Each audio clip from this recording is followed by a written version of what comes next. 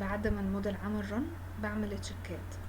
اول حاجة من ديسبلاي ستوري ريسبونس بلوت هيطلع الكيرف ده، بختار من هنا كده حالة تحميل الانفلوب، ومن هنا الماكسيمم ستوري ديسبيسمنت بسيبها زي ما هي. مفروض الرقم هيطلع لي الرقم تحت الماكسيموم، الرقم ده بقارنه فين بقى؟ بقارنه ازاي؟ مفروض انا اتش على 500 في 1.5. الاتش اللي هو ارتفاع المبنى، انا عندي المبنى 3 في 10 ادوار ب30 على 500 انتر ب6 من 100 في 1.5 عشان احول لالتيميت يبقى 9 من 100. يبقى انا مفروض الرقم بتاع الايتاب ما يعديش ال9 من 100. انا عندي الماكسيموم طلع 2 من 100، فانا كده مسيفه. فرضا لو الرقم ده مش مسيف، يبقى كده عدد الشير وول اللي موجوده في المبنى قليله، وبضطر ان انا اروح ازود القطاعات تاني بتاع الشير وول، يبقى عشان المبنى يسيف من ناحيه الديسبليسمنت. بعد كده بعمل تشيك تاني من ديسبلاي شو تيبل، بختار حاجه اسمها الاستراكشر اوتبوت، ومن هنا كده بختار السنتر اوف ماس والسنتر اوف ريجيديتي، وبعمل اوكي. هيظهر لي جدول كده، بعمل له فايل اكسبورت تو اكسل، باخده من هنا كده، بعمل بيدج لاي اوت وبعكس الاتجاه. هنا كده كنترول سي،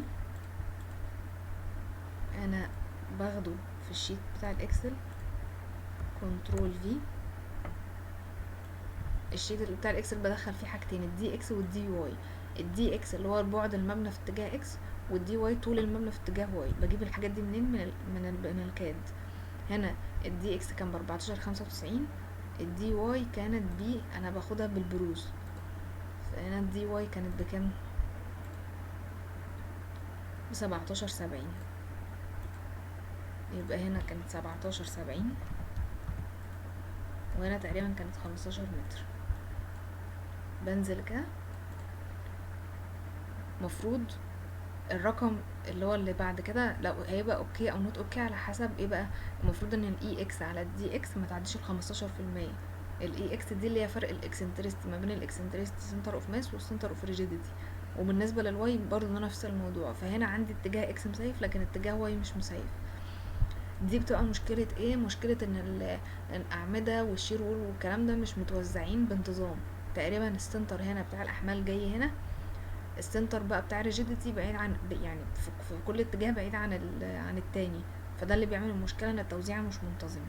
طبعا التشيك كده يستحب ان هو يكون مسيف، او لازم يكون مسيف قدر الامكان يعني. التشيك اللي بعد كده ان انا بجيب بقى الرياكشن على الحوايط من ديسبلاي، بشيل ده كده جوينت اوتبوت، بجيب الرياكشن،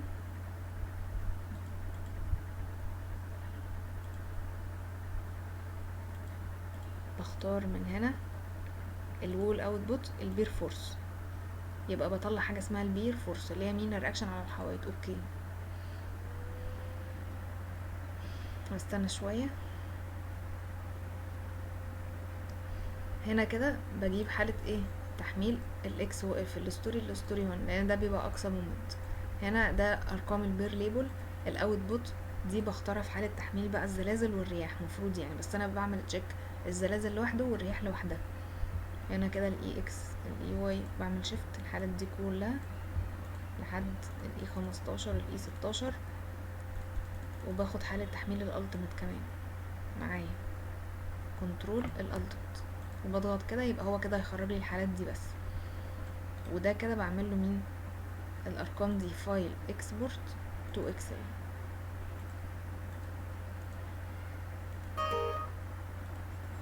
من كده المفروض بقفل الشتات دي عشان الدنيا متهنكش كده. هو صدر مين؟ الحوايط بس، هو جاب هنا ايه واحد بس. هنا كده بضغط شيفت،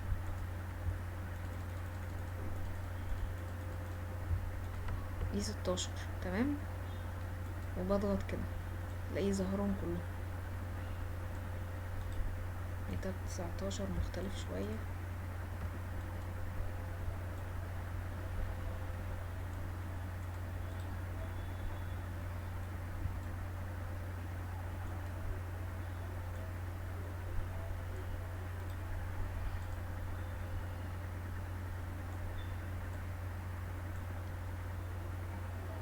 تمام. انا هنا بختار كلير كلير فلتر.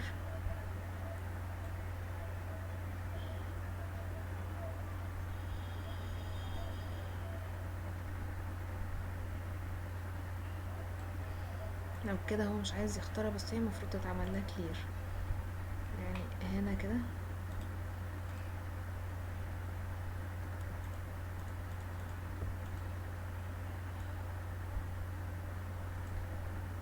تاني كليك يمين شيفت، او ان انا اختارهم كلهم وخلاص وامسحهم من الاكسل. فاعمل من هنا كده كلير فلتر كده، انا هخرج الحالات كلها اكسبورت تو اكسل.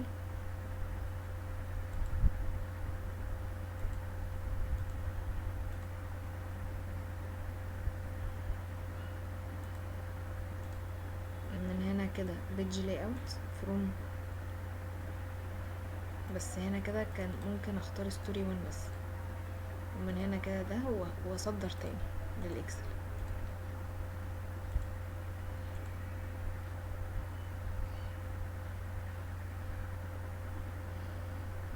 تمام.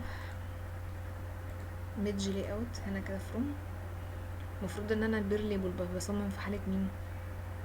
الكلام ده كله انا بمسحه، والويند اكس دي انا بمسحها، والويند واي، والوركينج بسيب حالة الالتيميت. ديليت الاي كيو مش بحتاجها، والاكس مش بحتاجها. انا هنا كده هسيب حالة التحميل بتاع الزلازل. الانفلوب برضو مش محتاجاها، انا محتاجة الويند 1 والويند 2 و3 و4 و5 و6 و7 و8 بس. انا مثلا هاخد قطاع شيء يعني كحيطة واحدة، والباقي كله بقى الطريقة كلها بتنطبق على الخطوات الباقية كلها. ده كده انا المفروض اخد القطاعات الاحمال دي واحطها على برنامج السي اس اي. فانا عندي هنا شيت اكسل، شير وول،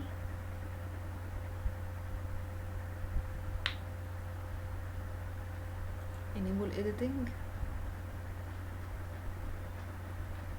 المفروض ان انا بعمل ايه؟ بختار بجيب الستوري والبي 1 والبي والام والحاجات دي، والشيت بيطلع الماكسيموم في الحالات كلها. فانا محتاجة همسح دي، او دي اسيبها مثلا عشان اخدها في شيت تاني. يعني هاخد دي كده لحد حالات تحميل الزلازل لوحدها والرياح لوحده لحد ايه 16. ده كده مين؟ الزلازل. واعمل نيو، خدها بس كده عشان ما امسحش الباقي.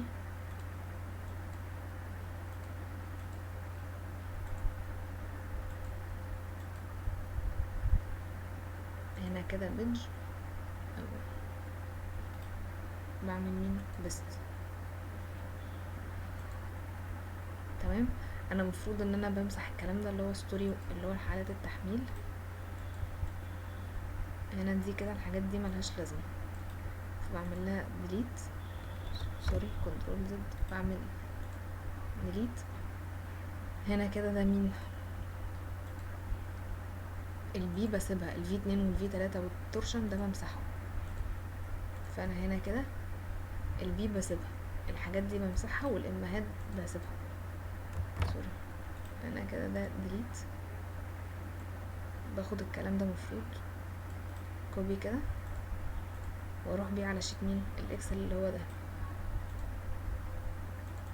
وبختار هنا كده كوماند، هلاقيه طلع لي هنا الماكسيمم بتاع الحالات دي. 16 حالة دي كلها هو اختصرها في 3 حالات دول. 3 حالات دول بتوع مين؟ الزلازل. المفروض ان انا بصمم زلازل لوحده والرياح لوحدها. تمام. طب بالنسبة لحالات الرياح، انا عندي حالات الرياح موجودة تحت هناك اهي، اظبطها برضو عشان ادخل السي اس اي مرة واحدة. انا عندي حالة الويند من اول هنا كده، الويند الاولانية كان عندي الحالات دي، بس ممكن اديها لون مختلف. هنا دي كده حالة تحميل الويند في الشيت ده، وبقوم جاية عاملة ليست مثلا هنا كده، بمسح ده واسيب مين؟ البي والام والام. المفروض ان انا بعمل تشيك على حالة تحميل الويند لوحدها والزلازل لوحدها.